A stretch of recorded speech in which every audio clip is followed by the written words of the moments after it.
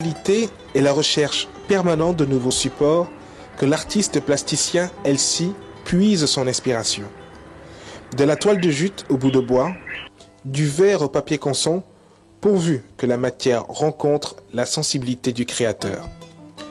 Pour Elsie, l'abstraction n'est pas le commencement de la peinture, mais l'aboutissement d'une démarche picturale à ne pas confondre avec une quelconque facilité.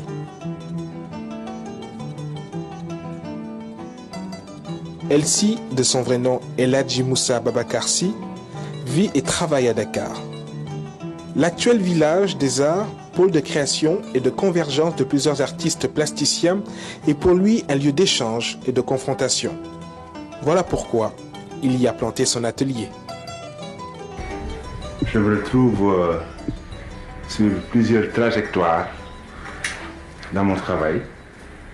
Et ce qui m'intéresse, c'est moins l'aboutissement d'une période plutôt que les itinéraires empruntés d'ici et là depuis maintenant une vingtaine d'années. Très souvent les artistes, ils pensent toujours à des murs, comme si dans une pièce, il y avait que les murs qui comptaient. Alors j'essaie de créer de nouveaux objets.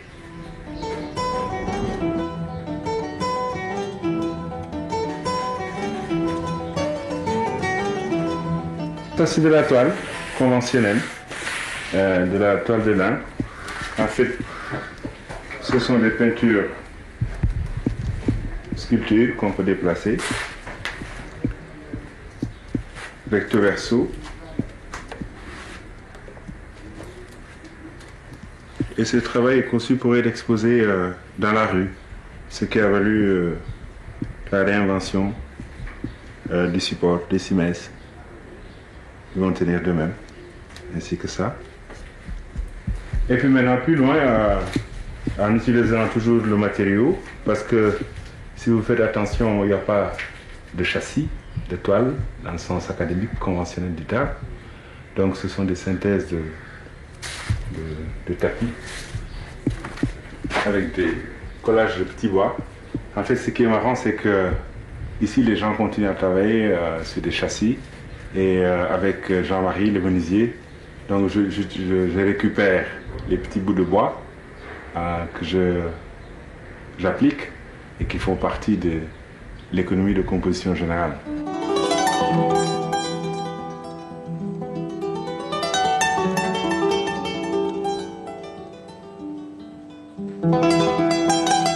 J'ai commencé toute une série maintenant de dessins pour montrer un peu le caractère académique, l'épaisseur de mon travail avec ces dessins. Parce que très souvent les gens pensent que le peintre abstrait, il ne dessine pas, or c'est complètement faux. L'abstraction n'est pas un début, c'est un aboutissement. Alors donc j'ai fait toute une série avec d'abord les aquarelles sur papier H, où je voulais retrouver le côté dessin graphique exécuté. Celui-là c'est un moignon par contre. Donc c'est des sculptures. Là également, c'est dans le même type. C'est des huiles, recto verso.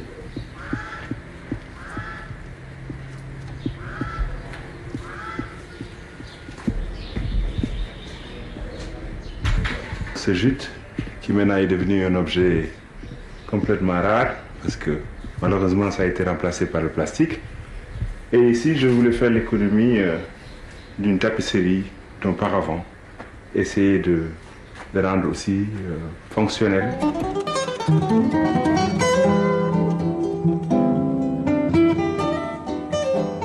Le premier village des arts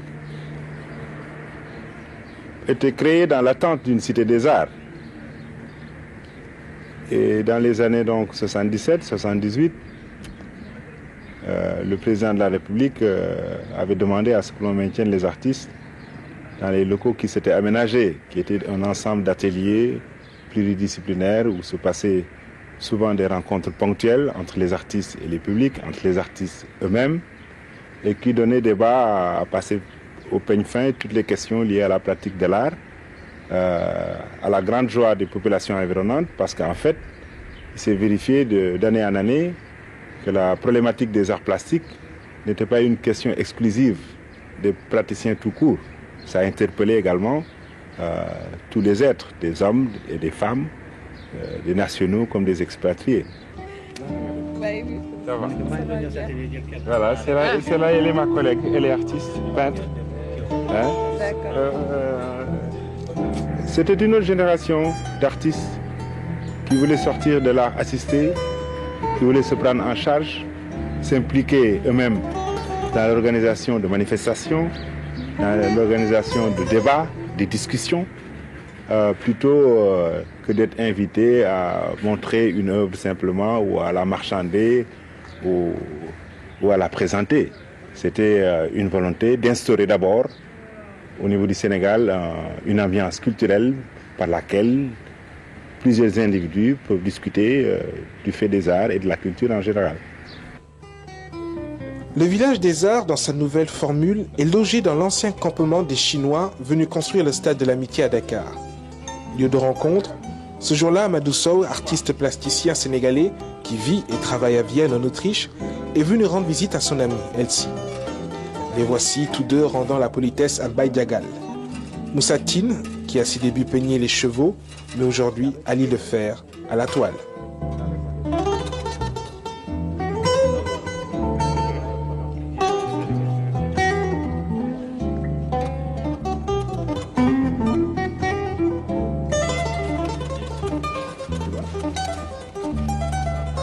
Dans un premier temps, j'ai fixé les personnages un par un.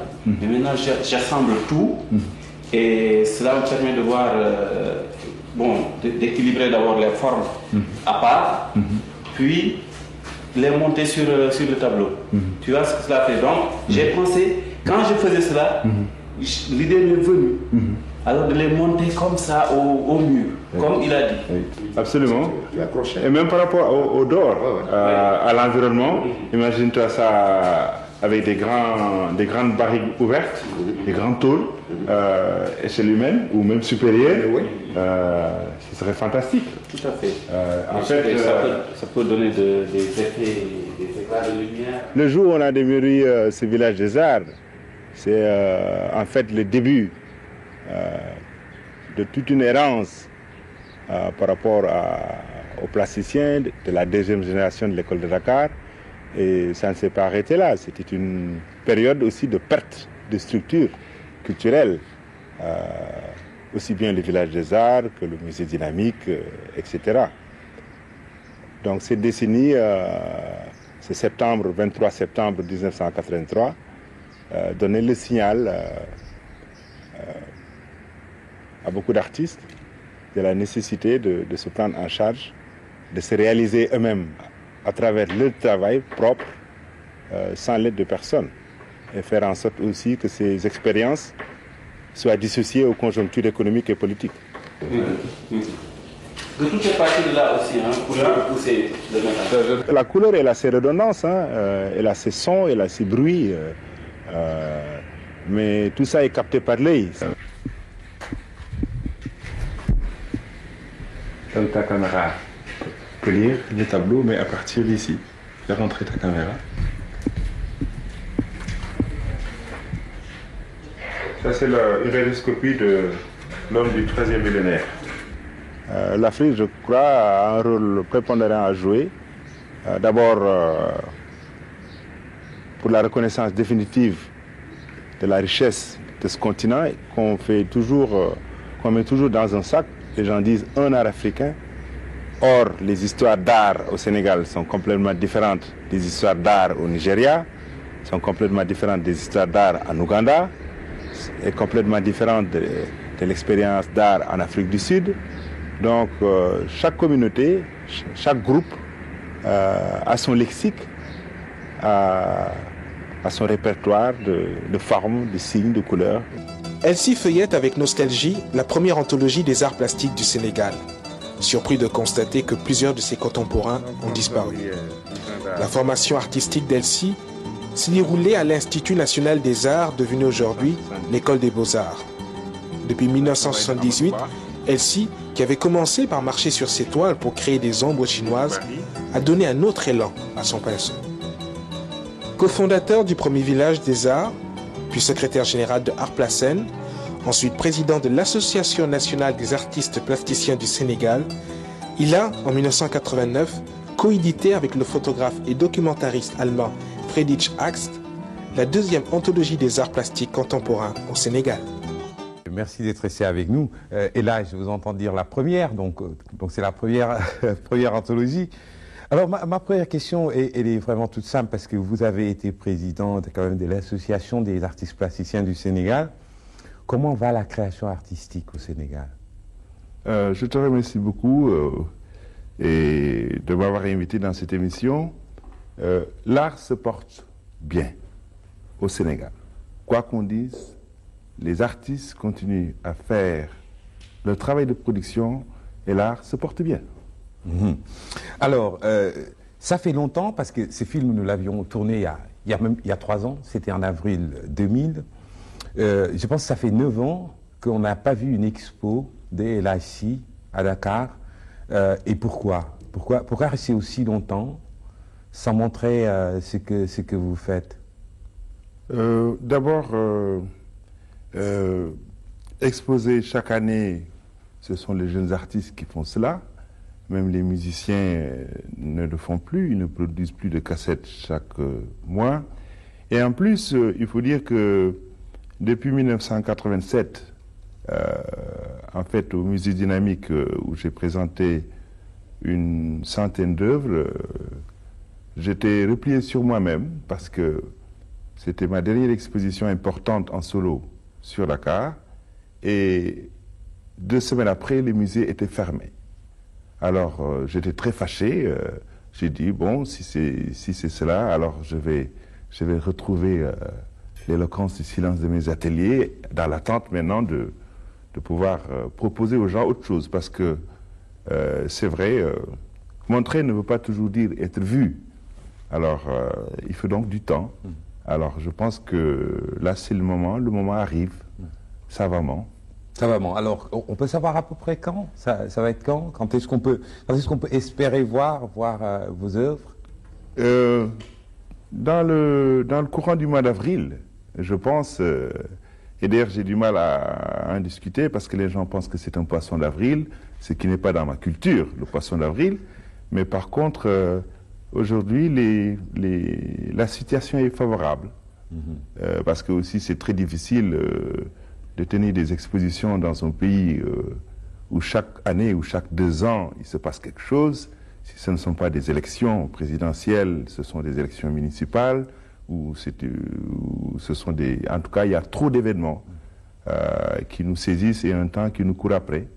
Et je pense que maintenant, je me sens prêt à pouvoir rentrer dans cette indélicatesse qui est de se mettre à nu devant les gens. Donc d'être ouvert à la critique et de pouvoir présenter son modèle.